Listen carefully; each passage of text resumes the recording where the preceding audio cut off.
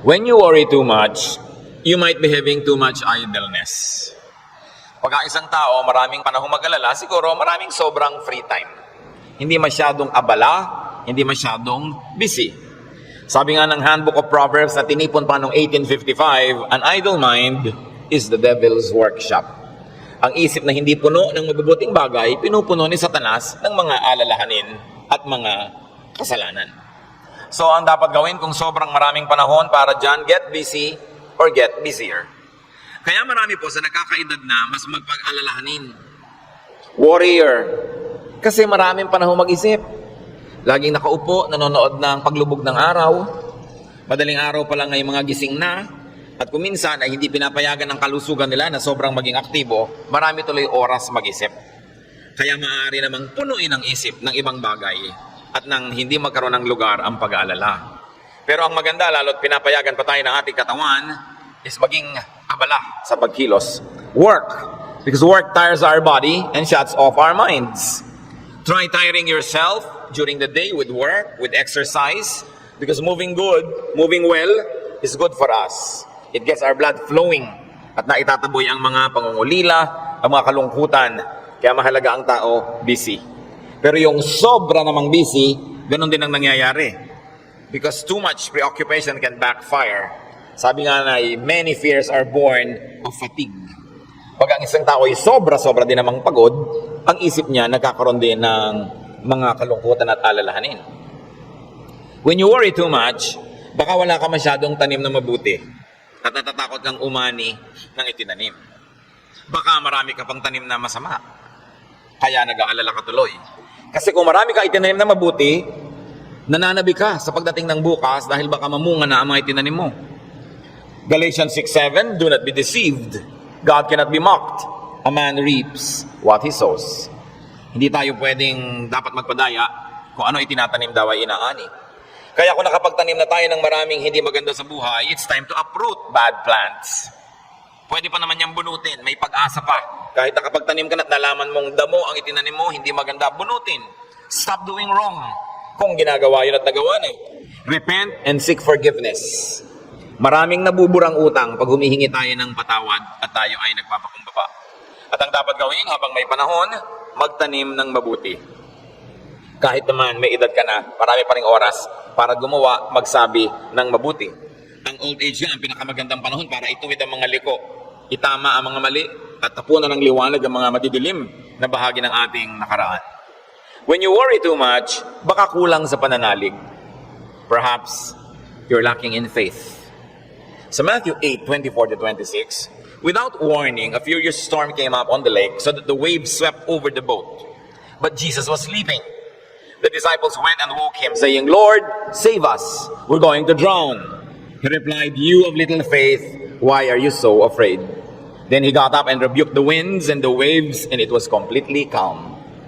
Well, actually, rational naman at valid yung fear nila dahil malakas ang bagyo, sinasalanta ng bagyo at ng mga waves at mga alon at hangin yung kanilang sasakyang pangdagat.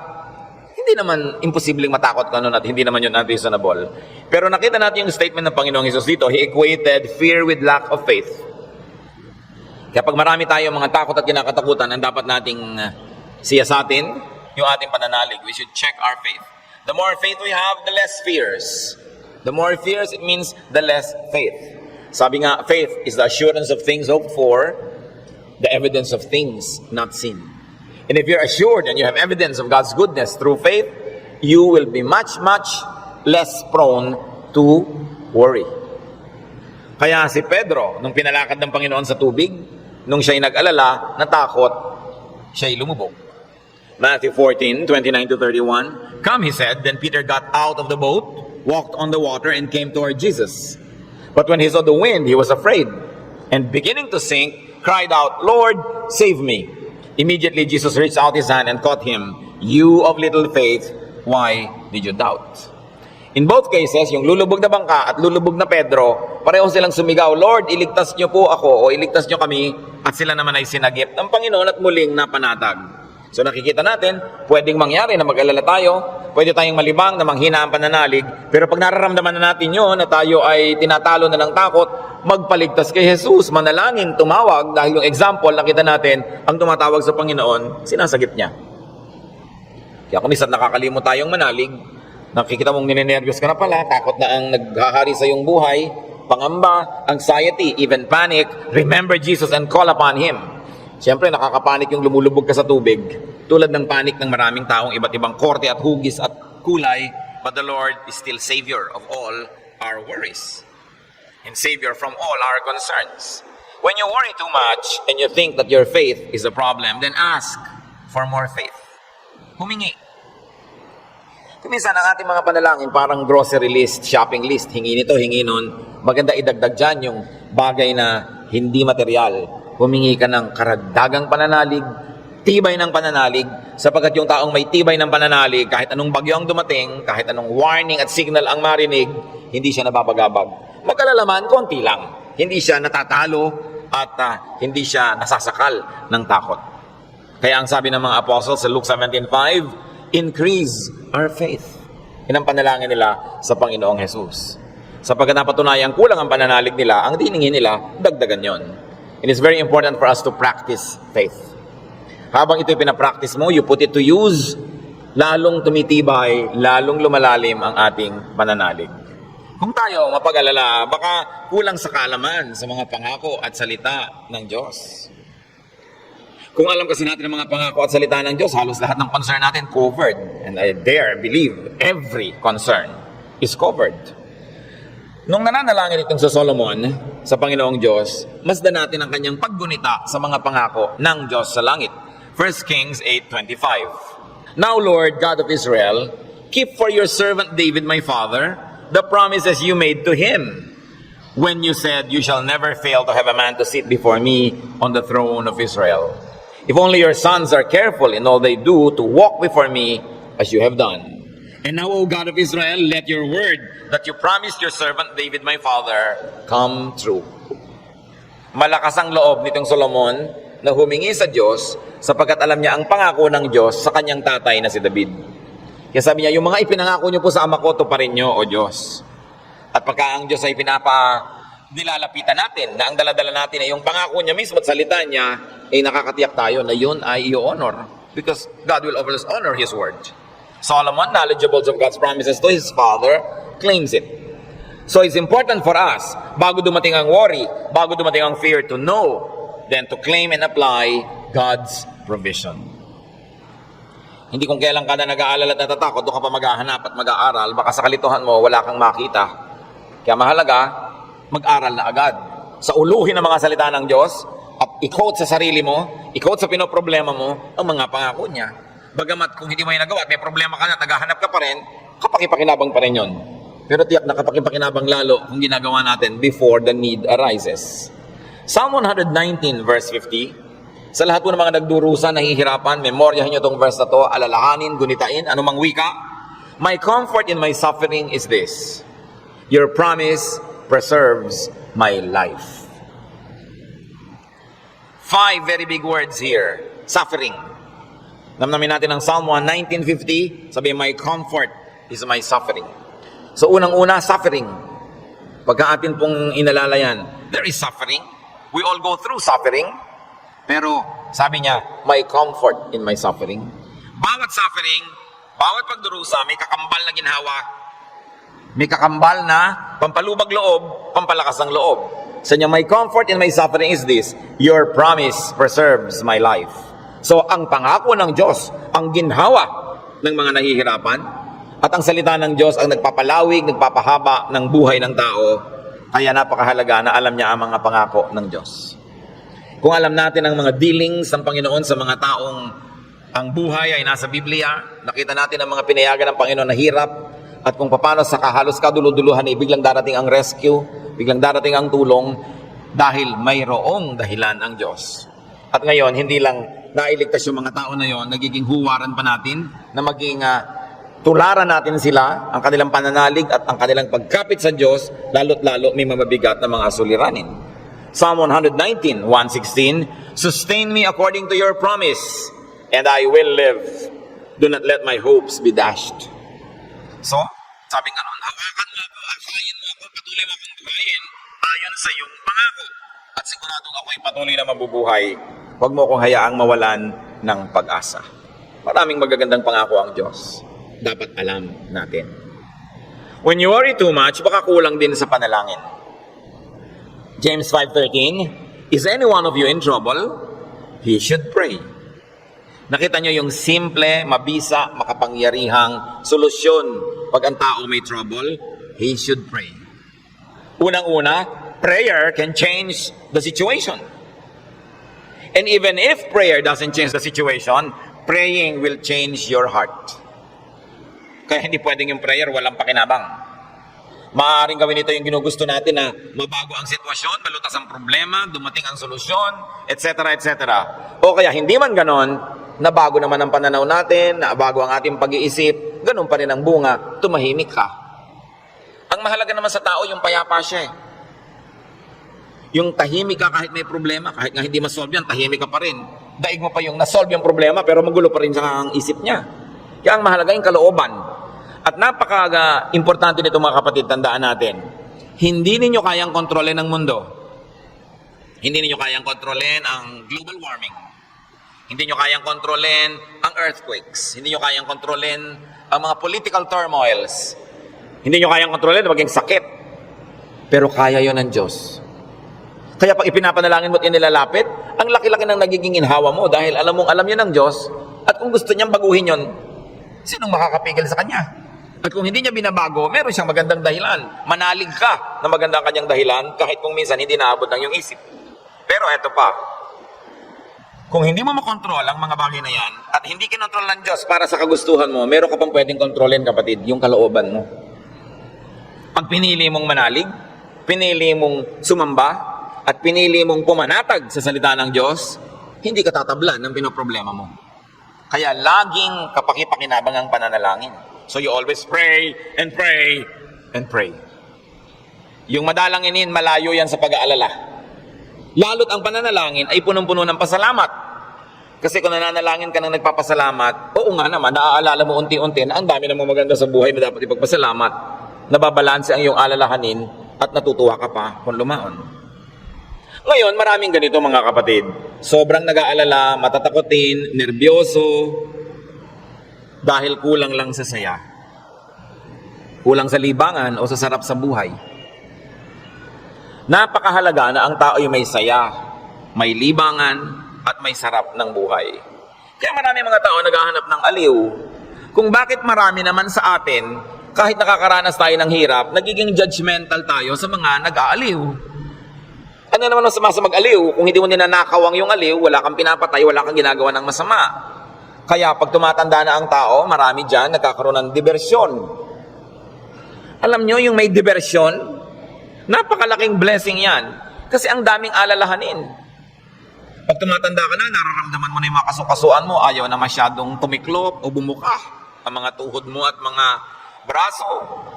Nararamdaman mo nang mahihiluhin ka, halimbawa, lumalabo ang iyong mata, dumadami ang iyong mga sakit, at kumukonti usually ang iyong pera. Bihira naman yung papayaman, papadami pera, no?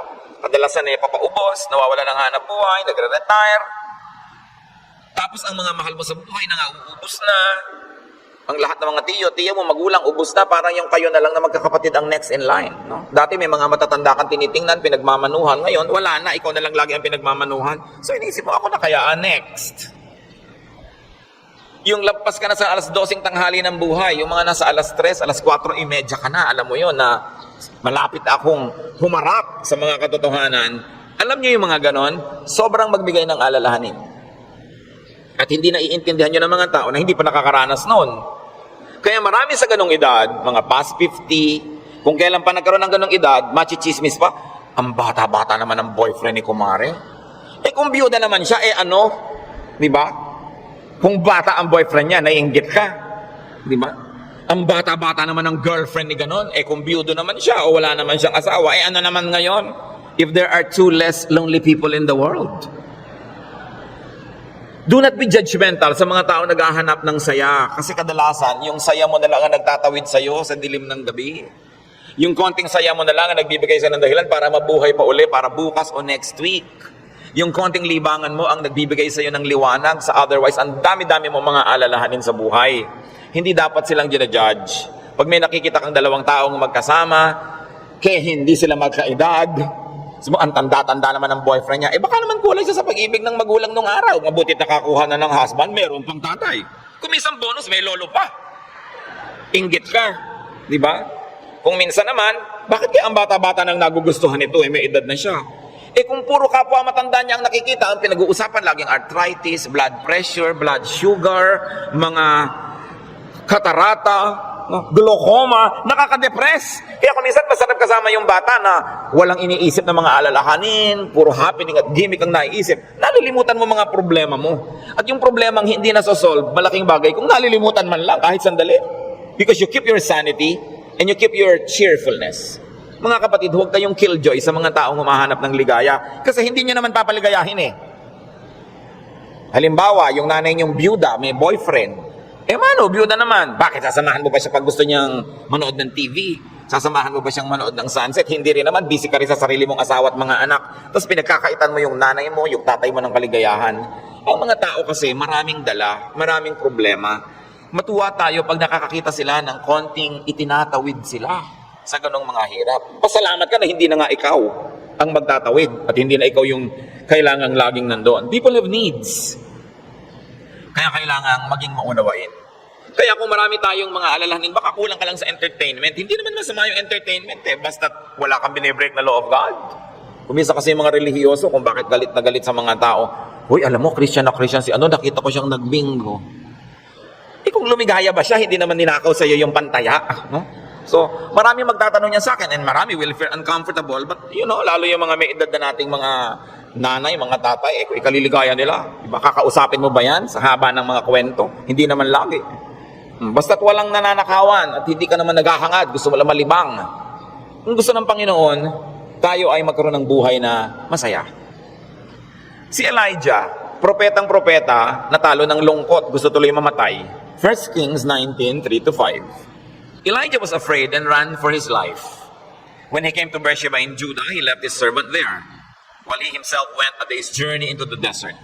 He came to a broom tree, sat down under it, and prayed that he might die. I have had enough, Lord, he said. Take my life. I am no better than my ancestors. Then he lay down under the tree and fell asleep.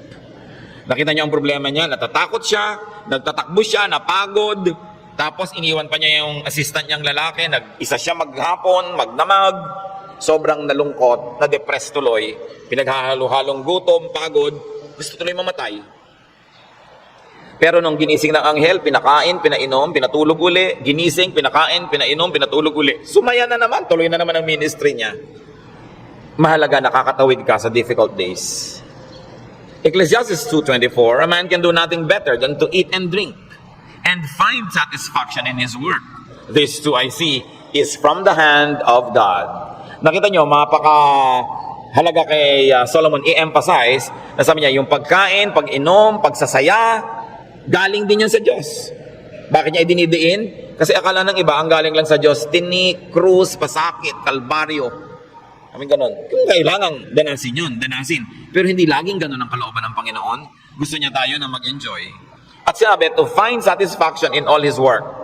Not in somebody else's work, not in somebody else's fruits, but in someone's work. In other words, kung nasan ka, anong ginagawa mo, doon ka umimbento ng saya. Doon ka humanap ng ikaliligaya mo, sapagkat yun ang doable, yun ang reachable. Ecclesiastes 3:13, that everyone may eat and drink and find satisfaction in all his toil. This is the gift of God. Gusto ng Diyos, pag kumakain ka, masaya ka. Umiinom ka, na-enjoy mong iniinom mo. May ginagawa ka, hindi ka nagdadabog, natutuwa ka sa ginagawa mo. Ang payo pa ni Solomon, Ecclesiastes 9:8, always be clothed in white and always anoint your head with oil. Baka naman bukas sa kaputi na kayo lahat. Yung puti kasi is associated with linen sa Israel at sa mga disyertong bansa tulad ng Egypt, kaya lahat ng mga nobles laging naka-white, naka-linen. Ibig sabihin kasi comfortable and beautiful. So ang sinasabi ni Solomon, be comfortable, have pleasure, and enjoy beauty, even in what you wear. Sa dami ng lungkot ng mundo, pag may konting saya na pwede mong kunin sa hangin, kunin mo. Pag may konting kaligayahan, kunin mo. Kasi maraming kalungkutan na hindi mo pwedeng iwasan. Mabuti na yung marami kang deposit sa alkansya ng saya para pag may panahon ng pagdurusa, may madukot kang saya, pampalakas sa mga araw na malungkot ka. Kaya kung may pagkakataong sumaya, magpakasaya ka. May pagkakataong gandahan ng environment, gandahan mo kasi kung minsan napipilitan kang tumingin sa hindi maganda. Meron kang pagkakataong guminhawa, pag ginhawahin mo. Kasi maraming beses hindi ka maginhawa at wala kang magagawa tungkol doon. So buti na yung marami kang pabaon sa sarili mo na saya, tawa, kagandahan, para pagka panahon ng tagsalat, meron kang panggagalingan ng lakas. Surround yourself with what is beautiful and pleasurable and comfortable. Sabi nga ni Balagtas, sapagkat ang mundo'y bayan ng hinagpis, mamamaya'y sukat tibayan ang dibdib. At ang isa sa mga pagpapatibay niyan, whenever you can be happy, be happy. So that when sadness that cannot be avoided comes, then you are well equipped. Because yung balance mo, kahit ma-withdrawhan ng lungkot, yung sayang nakatago, ang balance mo, marami pa rin sayang natira. Kaya ministry natin, mga kapatid, na magpasaya rin sa isa't isa. Hindi magpalungkot. Hindi may nagsasaya, maiinis ka. May nagkakakanta ng I did it my way, babarilin mo. Hayaan mo siya magkakanta. Alam mo ba kung anong problema niya sa buhay? Baka kailangan niya ang kidney transplant. Baka yung asawa niya may cancer. Baka ang mga anak niya walang pangmatrikula. At gusto na niyang tumalon sa ilog na walang tubig dahil El Nino. Kaya ang laki ng problema. Tatalo ka sa ilog, di ka malulunod. So malaking problema yun. So kumanta na lang siya ng I did it my way kahit wala sa tono. Babarilin mo pa. Surviving na nga yung tao. Marami sa atin, they're just trying to survive. Kung minsan nagdadamit ng akala mo payaso o Santa Claus o snowman, hindi mo siya maintindihan. Pero kung nagpapaligaya ba sa kanya, hindi naman ninakaw sa yung suit niya, anong paki mo? Hayaan mo siya, masaya siya. Hindi natin dapat ginadjudge yung kapwa according to our standard. Ako, hindi ko isusuot yan. Eh siguro, kontento ka sa buhay mo ngayon, masaya ka. Iba kami hinahanap siyang ligaya na hindi mo naman ibibigay. Eh ano ngayon kung gano'n na suot niya? Mahalaga sa spiritualidad, ang tunay na spiritualidad, ang bunga niyan mga kapatid, kabaitan sa kapwa. Kung hindi ka mabait, kahit sa ulo mo yung buong Biblia, sayang lang. Para ano? When you worry too much, baka sobra ka ng pakikinig sa balita. Bad news. Yung makinig sa balita, manood ng primetime TV, garantisado, lulungkot ka. Kung hindi ka naman mawala ng ganang kumain dahil oras ng hapunan. Babae, tinadtad, sinigan, inilagay sa drum, nilagay ng semento, hinulog sa dagat. Gusto nyo bang panghimagas yan sa inyong paghahapunan? O kaya appetizer, kung late kayo wala kayong mapapala kapapanood niyan. Hindi nyo naman kailangan malaman. Nananakot lang para bumenta. Siyempre, because bad news is good news in journalism. Ibig sabihin, papansinin ng tao. Pag nagpapakinig ka sa mga El Nino, La Nina na yan, mga earthquake, takot ang aabutin mo. May magagawa ka ba dyan? Ikaw ba si Bernardo Carpio? Sige, pigilan mo ang paggalaw ng lupa para huwag lumindol. Kaya mo ba yan? So yan ang mga takot na hindi mo naman kailangang entertainin. Kasi wala ka naman magagawa tukol dyan. Kaya manalangin ka. Yung sabi, pray. Siyempre, marami pang nananakot ay padami na ng padami ang tao sa mundo. Actually, pag nag-aeroplano kayo, makikita nyo, ang dami pang lupang walang laman eh. Nagkakagulo lang yung mga tao sa mga bayan-bayan at crossing. Pero ang dami pang maluwag. Napakarami ka lang siksikan kasi because of the imbalance ng economy. Natatakot ang mga tao na mauubos na daw ang langis. Actually, mga daang taon pa yan bago maubos. At hindi pa nga nauubos, nakaka-invento na ang tao ng mga bagong alternative sources of energy. Ang tao kasi fearfully and wonderfully made by God. We were made wonderfully. People will find a way as life finds a way. Sabi, di ba, papangit na ang buhay? Hindi totoo yun. Tingnan nyo lang ang cellphone na hawak nyo o nasa bag nyo, malalaman nyo umasenso ang buhay. Nung araw, mayayaman lang ang mga may telepono. Yung halos gumapang ka sa lupa, kumatok, pwede po bang makitawag, Mrs. Cruz? Di ba?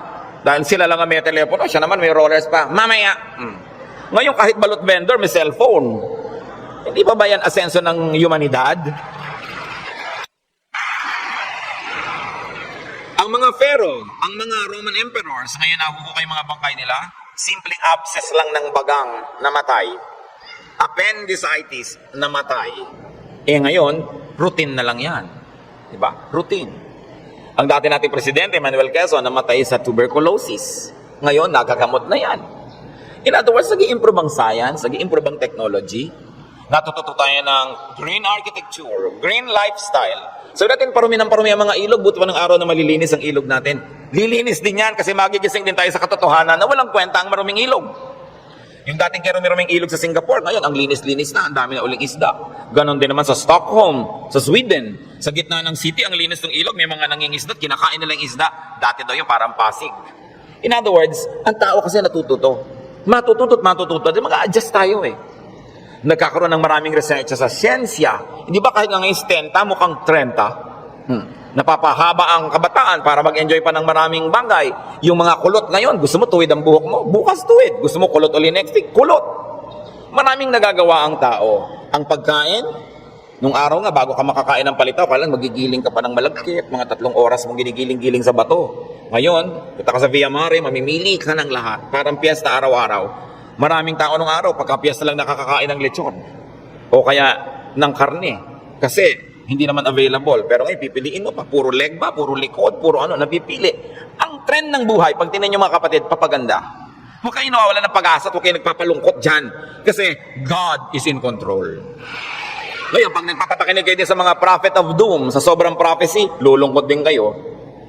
Diba? Ang alam natin, ang ending ng lahat ng prophecy, darating ang Diyos o babalik tayo sa Diyos, kung alam mo nang mauna doon, yung pa rin ang tunay na ending, no matter what the detail. Kaya nang ating dapat bigyan ng pansin. We romance the past too much. Laging the good old days, the good old days. Sabi ni Solomon sa Ecclesiastes 7:10, do not say, why were the old days better than these? For it is not wise to ask such questions. Huwag kayong magdrama-drama, laging yung hinahanap yung kahapon ng araw.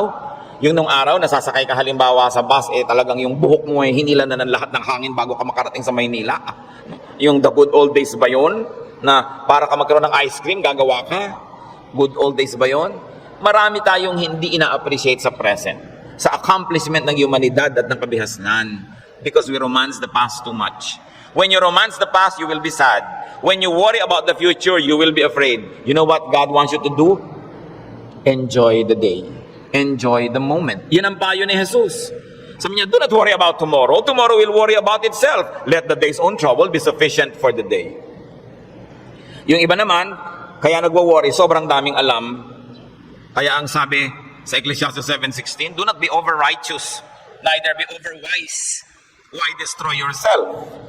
Habang marami kang nire-research, maraming inaalam na hindi mo naman talaga kailangan sa pang-araw-araw na buhay mo, dadagdagan lang ang alalahanin mo.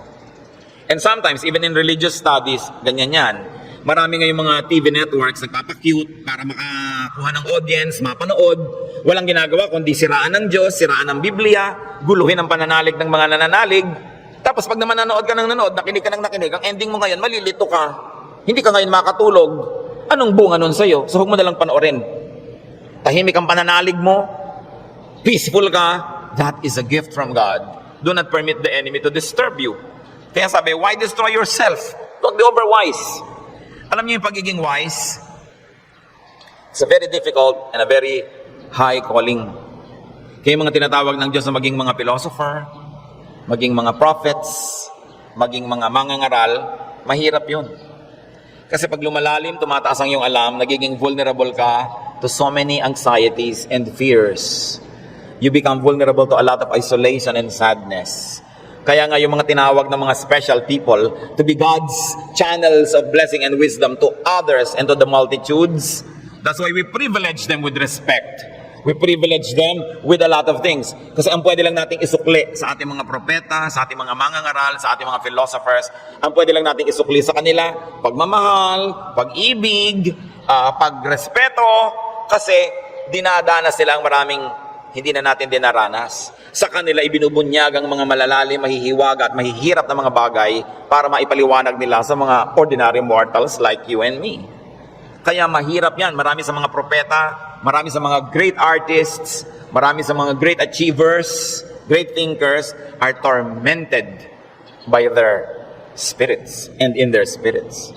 Kasi they become sensitive to many things. Kaya napakasarap ng buhay ng mga taong regular lang.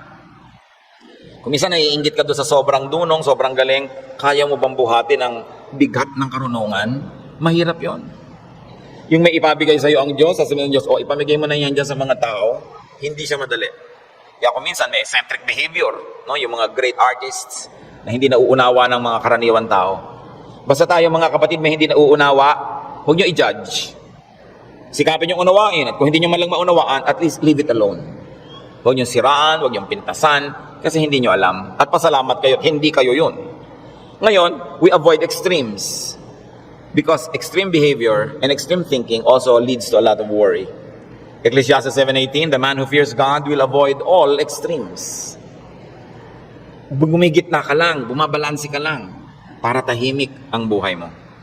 Ecclesiastes 12:12, be warned, my son, of making many books there is no end, and much study wearies the body. Lalo ngayon, ang daming choices. Nung araw, 3 lang ang channel sa TV. Ngayon, daan-daan ang channel. Ang dami mong choice. Kaya wala ka nang mabuong programa. Marami ka kasing choice. Nung araw, pagkahapon, basta mga aninong gumagalaw, yun lang ang mapapanood mo. Mga lumang pelikula. Wala ka nang maraming choice. Kuminsan, tahimik pa yun eh. Umorder ka sa restaurant ng tea. Nung araw, pag umorder ka ng cha, etong cha. Ano pong tea? Ang daming tea. Alam niyo, mahigit 100 yung papapiliin sa inong waitress. Pagkatapos papapiliin ka pa kung hot o cold. Tapos papipiliin ka pa kung natural o ganito. May sugar o without. Pag may sugar, natural sugar, coco sugar. Ang dami pang sugar. O huwag na nga, tubig na lang. Ang daming choices ng pati ng soft drinks. Gumugulo tuloy. Bakit natin ito binabanggit? Mga kapatid, kung tahimik na ang inyong kalooban sa pananalig niyo sa Panginoon, huwag niyo nang guluhin ng kung ano-ano pa mga ideya. Walang mapapala. Ang kaluluwang palipat-lipat, papalit-palit. Sabi ni Solomon, tigilan niyo na yung kababa sa sobra. Sabi nga noon, mapapagod ka lang, matutuyo ang iyong lakas. Sabi nga noon, hindi matatapos yan. Ang ending din naman, haharap ka sa Diyos eh. Kaya kung tahimik ka na, payapa, huwag ka nang pagulo pa. That's why prophets and philosophers and thinkers and teachers are burdened. And the only thing we can give them is to privilege them with respect. Sabi sa Ecclesiastes 5:12, the sleep of a laborer is sweet. Read laborer as simple man. No? Yung unscholarly man. Sabi ko noon, mas madaling sumaya pag mababaw ka. So huwag mo nang masyadong laliman. Kasi baka walang humukay, para kang nagtago na walang naghanap, lalabas ka rin, mahirap. Pag may mga mababaw dyan, ang saya naman nila, mabuti pa sila. No? Yung konting, ay hangin, hangin lang, tumatawa. Kesa naman ang tali-talino mo, wala na makapagpatawa sa'yo. Mas mahirap yun. No? When you worry too much, baka kulang ka lang sa food or drink or chemical balance, tulad ng pinag-usapan natin noon. Kaya, yung propeta, pinakain ng anghel sa 1 Kings 19:7-9, at guminhawa na siya nung siya kumain at nakainom. Baka sobra ka nagda-diet, kulang ka na sa vitamina, kulang ka na sa minerals, kulang ka na sa nutrients, kaya ka pala malungkot. Ang bewang mo nga, di ba? Ang liit-liit, pero ang lungkot mo naman, nakatingin ka at nakatulala, no, sa kawalan, di bali nang lumaki ang bewang mo. Basta masaya ka. No? Ang mahalaga yung kalooban mong masaya ka. Kasi ang buhay maiksi. Alam nga namang ubusin mo pa sa lungkot yan. Kailangan i-maximize mo yung saya. Kaya si Timothy na laging sinisikmura, sabi sa kanya ni Paul sa 1 Timothy 5:23, stop drinking only water and use a little wine because of your stomach and your frequent illnesses. So kulang siya sa chemical balance. Binabalanse. The Lord Jesus' prescription against worry, Matthew 6:26-34. Sabi niya, look at the birds of the air. They do not sow or reap or store away in barns, and yet your heavenly Father feeds them. Are you not much more valuable than they? Who of you by worrying can add a single hour to his life? So, ba't ka nag-aalala? Kita mo yung mga ibon, hindi naman yan nag-agriculture, pero pinapakain, buhay din yan. Mas mahalaga ka kaysa ibon. Kaya ang unahin mo, manalangin, lumapit sa Diyos, manalig. Tapos marami ka pang ibang alalahanin, etc., etc. Kaya sa verses 26-34 ng Matthew 6, sabi ng Panginoong Jesus, and why do you worry about clothes? See how the lilies of the field grow. They do not labor or spin. Yet I tell you that not even Solomon in all his splendor was dressed like one of these. And if that is how God clothes the grass of the field, which is here today and tomorrow is thrown into the fire, will He not much more clothe you, O you of little faith? So, ba't ka nag-aalala kung ano isusuot mo? Mga little things pa yan. Kasi yung damit dyan, symbolic of all other things. Food and drink, symbolic of all our needs. As what to wear. Sabi niya, nakita mo yung mga damo. Hindi naman gumagawa ng tela yan. Hindi yan naggagawa ng damit. Pero kahit si Solomon, sa kanyang kayamanan, hindi nakapagbihis tulad ng magagarang damo na yan. At kung yung mga damo na buhay ngayon, bukas ay tuyot na at sisiga na lang, ay dinadamitan ng Diyos ng maganda, ikaw pa kaya ang pabayaan ng Diyos? So pag nag-aalala tayo, tumingin ka sa lumilipad na ibon, Kaya dapat hindi tinitirador ang ibon dahil anong titingnan mo kung walang lumilipad? No? Hayaan nyo silang magliparan dyan. At tumingin ka sa damo na maganda, tumingin ka sa isda na maganda, tumingin ka sa lahat ng magagandang likha ng Diyos, ikaw pa kaya ang hindi alagaan. Kung yan nga, inaalagaan. Kaya sabi ng Panginoon sa Matthew 6:26-34, kadugtong, so do not worry, saying, what shall we eat? Or what shall we drink? Or what shall we wear? For the pagans run after all these things, and your heavenly Father knows that you need them. Nag-aalala ka kasi alam mo kakailanganin mo. Huwag mong kalimutang alam ng Diyos na kailangan mo yun.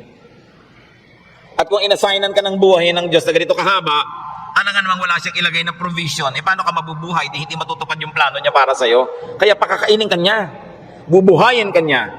Maaaring hindi siya laging gumawa ng himala, pero itinanim niya sa iyong isip, sa iyong puso, sa iyong naturalesa, na bubuhayin mo ang iyong sarili, kahit anong mangyari. Life finds a way. Kaya yung mga nagbebenta ng life insurance, pag tinanong mo, ba't po kayo nag-i-insure ng mga tao, paano kung mamatay lahat yan? Sasabihin nila, hindi. Kasi ang tao talagang kahit anong mangyari, pananatilihin niya ang sarili niya buhay. Kaya yun ang kakampi ng insurance company, yung pag-ibig ng tao sa buhay, nabubuhayin niya ang sarili niya. Ikaw ba halimbawa, pag may insurance ka, napapalitan ng paamong naputol, puputulin mo nga para mapalitan. Hindi, di ba? Hindi ko may insurance ka, gagawin mo yun. Kasi mahal mo yung katawan mo, mahal mo yung buhay mo. Itinakda yun ng Diyos. Kaya mananatili ang tao under His care. It is natural to us. So why worry about global warming? Luma na yun. El Nino or La Nina or earthquakes, lalong luma na yun. No? Pag tinignan yung mga guho ng mga Roman buildings ng 2,000 taon na ang nakalipas, noon lumindol. Laging may lindol. Lagi. Buhay pa rin ang buong humanidad. No? May mga nasasalanta, pero marami pa rin nanatiling buhay. At we always say, earthquakes don't kill, but bad buildings do. Kaya nga nagkakaroon ng kapabayaan yung mga tao. Kumisan, pahamak tuloy. Yung mga earthquake na yan, noon pa yan, unang panahon pa. Hindi na yan bago. Sabi sa Ecclesiastes 1:9-10, what has been will be again, and what has been done will be done again. There is nothing new under the sun. Alam na yan ng Diyos. Nagkaroon lang kasi ng pangalan niyang El Nino kaya naging warriors tayo. Nung araw pa sinaunang panahon, hindi umuulan, yung mga tao magpoprosesyon sa mga bukid para umulan. Nangyayari na nun. Pero may bukid pa rin, may tao pa rin, dumadami pa nga. Is there anything of which one can say, look, there is something new? It was here already, long ago. It was here before our time. And if it was here before our time, then it was God designed, God ordained. It is in accordance with God's will. And if God promises that He will take care of you, and He knows the natural things that will happen, God knows how to take care of His people. Yun ang dapat nating panghawakan. Hindi ka padala sa takot, sa mga sensational news. Kapatid, kung ano man ang pinoproblema mo, nandyan na yan, matagal na. Inilagay yan dyan ng Diyos. O kung hindi man, pinayagan niyang malagay yan dyan, alam niya. At kung alam ng Diyos, pwede kang magtiwala. Huwag mong problemahin. Listen, church. Ang problema, nagiging problema kasi pinoproblema. Pag hindi mo pinroblema, di hindi problema. Kaya dalawang tao, dalawang ina, yung isa yung anak, wala pa, 2:00 na ng umaga, balisang-balisa, hindi makatulog. Yung isang ina naman, tulog na tulog. Parehong wala yung anak nila. Yung isa kasi pinoproblema niya, yung isa hindi. So, malaki na yun, alam na niya umuwi. Lalong-lalo kung may pangatlo pa na hindi naman problema, dahil sabi niya, ipinanalangin ko na sa Lord. Wala ako sa kinakalagyan ng anak ko ngayon, pero nandun ang Diyos, so binilin ko na. In fact, mas mahal naman ng Diyos yung anak ko kaysa mahal ko yung anak ko. So magtitiwala ako at matutulog ako dahil anong mapapala kung gising ako dito? So iba-ibang attitude, pare-parehong sitwasyon. Your attitude will shape your lifestyle. Ganon yun. Kung minsan, merong mga asawa na hindi na halos pansinin ng asawa nila, laging wala. Merong mga nag-aalala, bakit siya laging wala, etc. etc. Meron mga, salamat, wala siya. Marami akong magagawa ngayon, walang abala. Nasa sayo yan, kung anong gagawin mo sa buhay mo. Pero hanggang hindi mo pinoproblema ang isang bagay, hindi yun problema. Ngayon, iniisip mo, ano kaya? Pastor, ano magagayari po pag natunaw lahat ng mga yelo sa North Pole? Lumayas ka sa harap ko, hindi ko alam. Bakit mo ipapaproblema sa akin ng mga yelo sa North Pole? Diba? Ba't natin po problemahin yan? Magdasal ka, kahit alam ko na kasi lumubog ang buong mundo eh. Gusto ng Lord na lumutang sila Noah, lumutang. Di lumapit ka sa Diyos para kahit lumubog, lumutang ka. Bakit mo pa problemahin yung buong yelo, buong Antarctica? Ang saya-saya ng buhay ko dito, bibigyan mo ako ng problema. Ano po kaya't naglilindol? Kaya ba natin pigilin kahit anong gawin natin dito? Diba? But of course, there are practical things you can do to minimize risk and danger. But you can only do so much. Kaya nga may Diyos eh. Para yung hindi mo kaya, ipasa Diyos mo. Magtiwala ka at mag-enjoy ka ng buhay. Gumawa ka ng mabuti. Kaya tayo gusto ng Diyos na pumanatag, tumahimik, para sa kapanatagan at katahimikan, ma-inspire kang gumawa ng mabuti. Hindi lang para magpasasa sa sarap. Your stability in life, your wealth, your security, your health should not only be used for your personal enjoyment. It must become the springboard for much nobler missions in life. Na kumbaga, wala ka ng need, so pwede ka na magbigay. Malakas ka naman, pwede kang tumulong. Tahimik ang loob mo, pwede kang umakay, umunawa sa mga magugulo ang loob. Kaya gusto nating pumanatag, umayos, hindi lang para magpasarap. Para magawa natin yung misyon na ibinibigay sa atin ng Diyos na maging blessing tayo sa ating mga kapwa-tao. So, brothers and sisters, think about the things you worry about. It's your decision if you like to turn them into problems.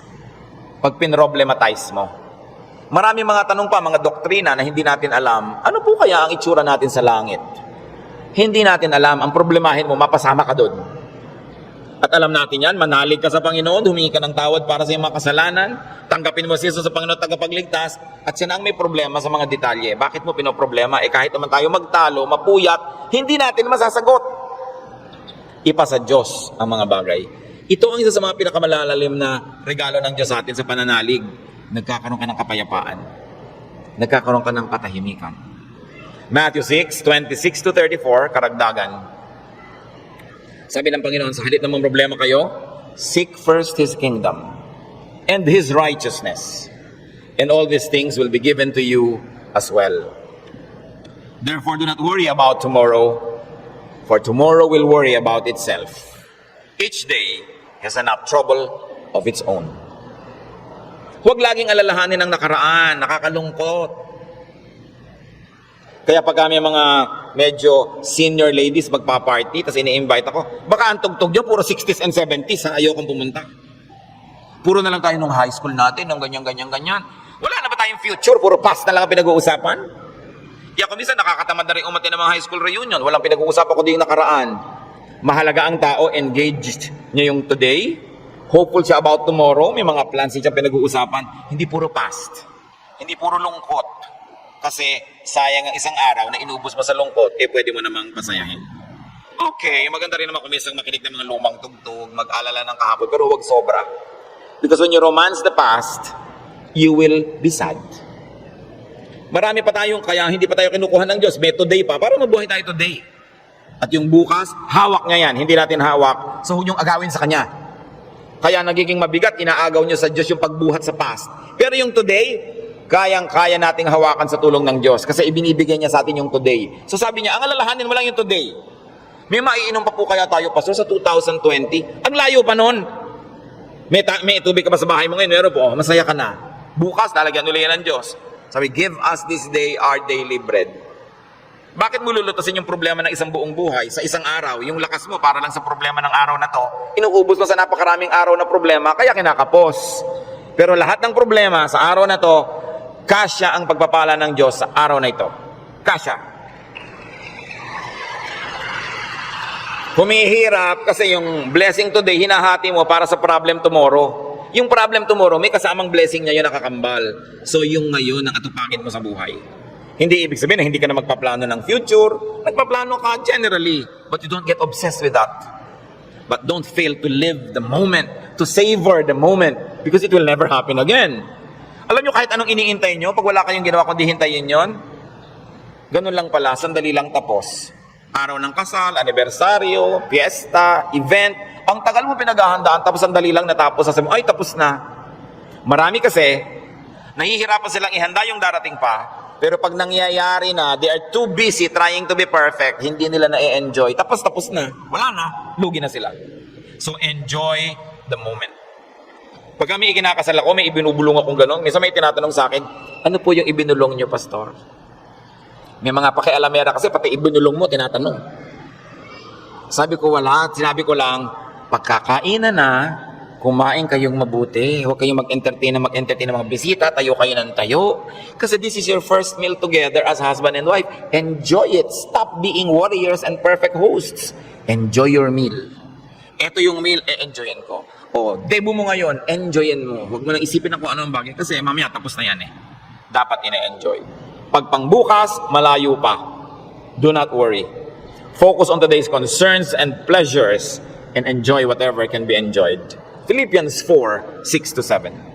Do not be anxious about anything, but in everything, by prayer and petition, with thanksgiving, present your requests to God. And the peace of God, which transcends all understanding, will guard your hearts and your minds in Christ Jesus. Sabi, huwag kayong mag-alala, huwag kayong matakot, huwag kayong mag-panic tungkol sa kahit anong bagay. At sa halip na yan, sa pamamagitan ng panalalangin taimtim na may kalakip na pasalamat, ilapit nyo sa Diyos ang gusto nyo. Sabi niya, at makikita nyo, yung kapayapaan ng Diyos na mahirap unawain, imposibleng makamit, mararamdaman ninyo. And you will feel secure. So pagka nagkikita yung anxious mga kapatid, nag-aalala, anong dapat gawin? Pray. With thanksgiving. Hindi lang prayer, puro request. May thanksgiving. Kasi nga, habang naaalala mo yung pagpapasalamat mo, naaalala mo, oo nga naman, maraming maganda sa buhay. Pati ikaw, nababago. Don't be anxious about anything. So do not problematize life in its details. And 1 Peter 5:7 is so very, very powerful. Cast all your anxiety on Him because He cares for you. Sabi, ibigay nyo kay Kristo ang inyong mga alalahanin. Kasi mo, Lord, nag-aalala po ako tungkol sa buhay ko, nag-aalala ako tungkol sa impyerno, nagpapaalala ako tungkol sa buhay na walang hanggan, sa kabilang buhay, nag-aalala ako tungkol sa kakainin ko, sa ganito, sa ganon. Sabi ni Jesus, binayaran ko na yan sa cross, bakit inaalala mo pa? Bayad na yan ha. Kaya sabi, cast all your anxiety on Him. Kasi bayad na. Ipapaalala sa ni Jesus, huwag mo nang problemahin, tapos na yan. Binayaran na. Kaya nga ako nagdugo, nasugatan, mahirapan, nagdusa, namatay, para hindi ka na magdusa. Bakit ginokopya mo ako, hindi naman ikaw ako? Ba't ka naman problema? Problema ko yan. Kaya nga si Jesus, Savior. He is Savior. He is Lord. Lord over all our problems and cares.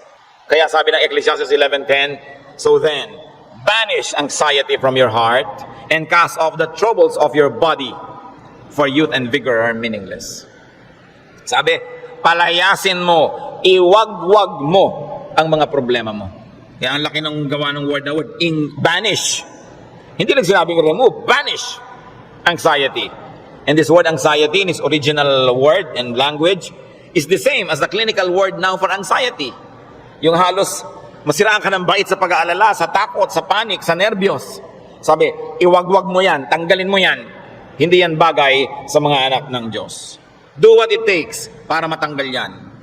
Kaya mga sinabi natin, maghanap ka ng ligaya, manalangin ka, get busy, alisin mo ang dapat mong alisin, palitan mo ang iyong mga pag-alala ng panalangin, ng kapayapaan, ng pananalig. Bakit? 1 John 4:3, the one who is in you is greater than the one who is in the world. God who lives in you is greater than the spirit that scares you. Kaya napakahalaga na isipin yan, yes, I'm a winner because Jesus Christ is a winner. Matthew 10:29-31, sabi ng Panginoon, are not two sparrows sold for a penny? Yet not one of them will fall to the ground apart from the will of your Father. And even the very hairs of your head are not all numbered. So don't be afraid. You are worth more than many sparrows. Yung maliliit na ibon sa Israel, ang mura-mura, dalawa nun, isang pera lang. Para halos economic value. Sabi ng Panginoon, hindi ba ang mumura ng mga ibon na yan halos walang halaga? Pero wala ni isa sa mga yan ang namamatay nang hindi alam ng Diyos at hindi pinapayagan ng Diyos. Pati sila, pinapayagan muna ng Diyos na mamatay bago mamatay. Alam ng Diyos ang nangyayari sa kanila. Ikaw, sabing ganon, pati nga number ng buhok mo dyan sa anit mo, alam niya. Alam ng Diyos kung ilan nang nalaglag sa unan kagabi, sumama sa shower, ilan niya kung ilan tumutubo, alam niya kung ilan yung nalalagas. Ibig sabihin, ang pagkakaalam ng Diyos sa buhay natin, very updated and very detailed. Kaya sabi niya, huwag kang mag-alala. Higit kang mahalaga kaysa maliliit na ibon. Kaya pinapahalagahan ng Diyos ang iyong buhay, pahalagahan mo rin at huwag kang matakot kahit kailan. Ano ang mga ipinag-aalala niyo mga kapatid? sa mga binanggit natin o sa mga hindi natin nabanggit, palayasin nyo sa buhay nyo yan. At saka sabi nyo, Pastor, ang laki po ng problema ko, walang solusyon. Walang solusyon? So, hindi problema yan. Dahil ang problema, may solusyon. So ang sana pala, pag may problema ka, may kakambal yun na solusyon, hindi pala yung problema. At lalo namang hindi problema pag walang solusyon. Wala palang solusyon, di huwag mo solven. Tanggapin mo. Dahil yun ang realidad, hindi siya problem, reality siya. So huwag mong ibahin, dahil yung pala yun walang solusyon. So may solusyon o wala, makabubuti sa iyong unawain yun. Huwag nating problemahin ang buhay. Life is not a problem to be solved, it is a gift of God to be enjoyed.